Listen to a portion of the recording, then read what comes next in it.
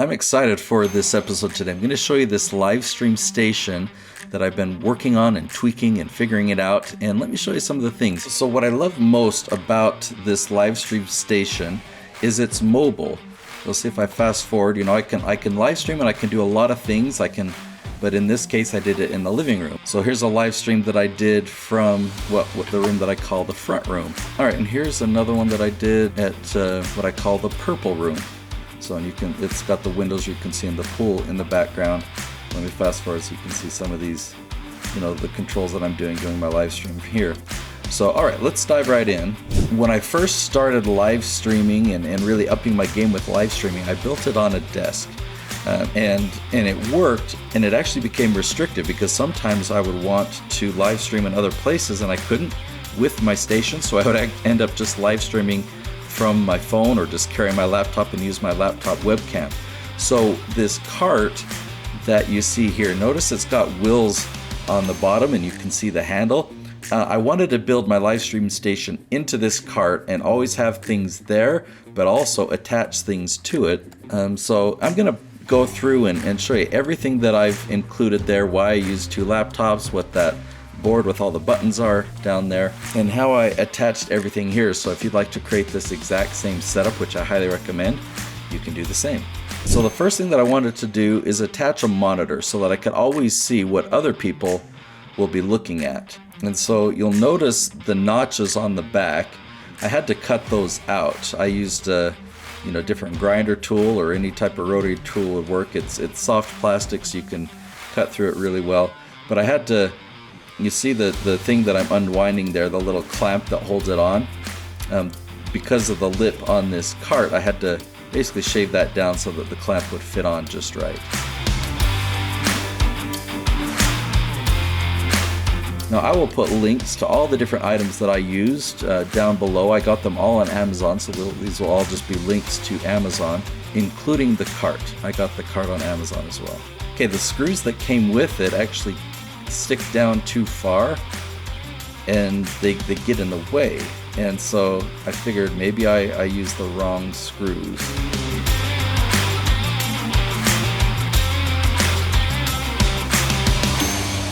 Okay, so I got that new thing attached there, and you'll see now the bottoms of the screws are flush, so they're not going to interfere with the top of my cart. And I'm just putting on some of the sticker padding that comes with it. Figure a little cushion, it'll help from vibration or sound, or I don't know.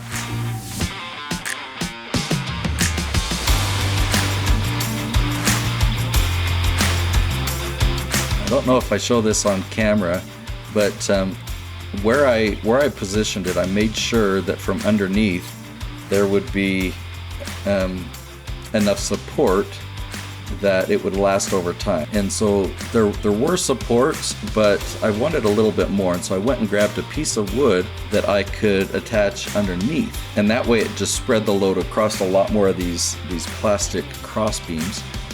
So once I got that attached, then I can add this swivel arm, and all of these things really come pre-assembled, so I just kind of have to attach it and put on a little tightening screw.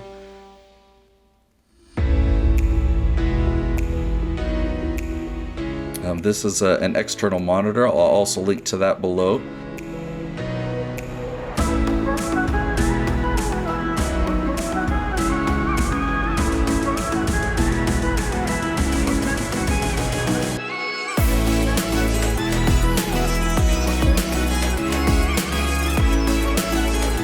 And it just sits right on there, and so it's amazing. The only thing left to do is the power cord and the HDMI cable. The second support that I'm attaching here, it has an arm where my DSLR camera will go.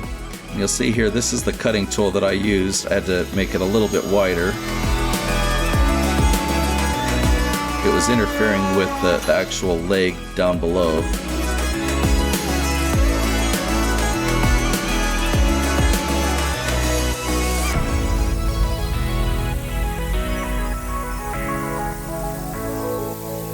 And this one I was able to tighten it. There was perfect supports right where I needed it, so I didn't have to add that piece of wood underneath.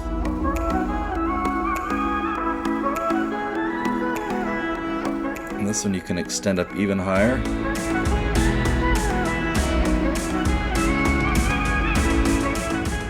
Now the actual mount came with the video head on the left, which is really cheap, so I ended up replacing it and going with this Joby head with the Manfrotto adapter mount on top.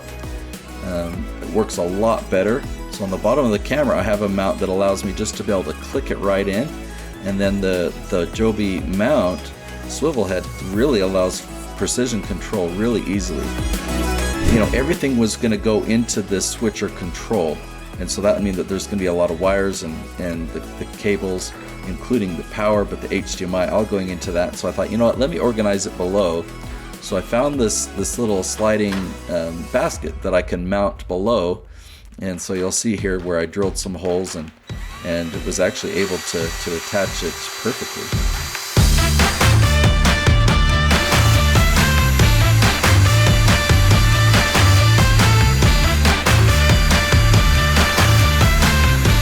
The back row of the mount, it was solid plastic, so I was able to drill into it and attach the screws.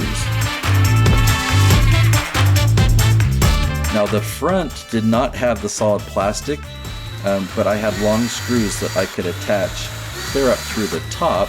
So if I drilled holes through the top, I just had to make them a little bit bigger here, and then I put the bolts down through it and the nuts on the bottom side, and that's how I attached the front of it. Now, the specific bolts that I used here are flat heads, so that when I tighten them up, they cinch more down into the plastic, and it doesn't, you know, that's not a raised surface on top of my table. I also used washers to make sure that it would hold it on tight there. So once I have that mounting piece in place, then the basket just slides in. So this is the ATEM Mini, and it's a switcher that allows me to switch between multiple devices. The reason that I have this switcher is because it allows me to, with the touch of a button, switch between the camera feed or my laptop feed, or I could have a secondary camera. It allows me, in this case, I could switch up to 4 different devices. I'll show you how I use that in a minute. Now, cutting the plastic, drilling through the plastic made a little bit of a mess, so I just had to clean it up a bit.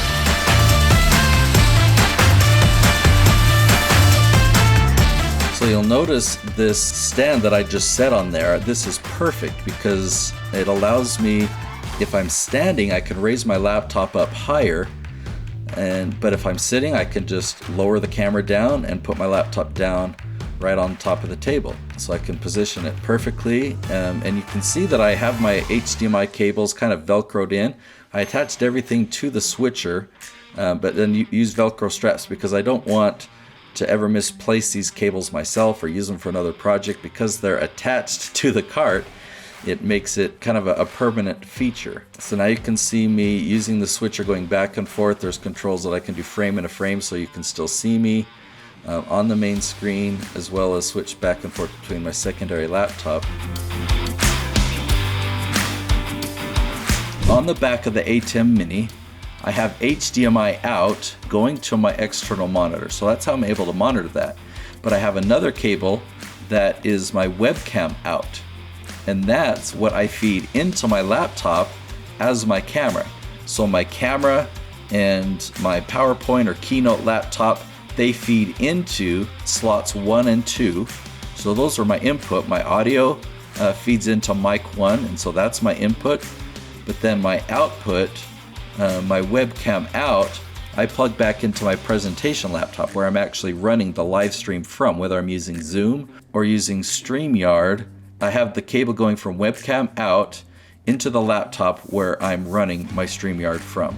So I have my audio, I have this laptop, and I have this camera that all feed into the switcher. And then coming out of the switcher is this cable that comes into this laptop where I'm running StreamYard from. The HDMI output also goes to this monitor here. This channel is all about builds and you know, DIY, so I wanted to take you behind the scenes. On my main channel, I actually talk about live streaming, and so if you want to know a little bit more detail about the live streaming and the StreamYard software, you can go watch that episode over on my main channel.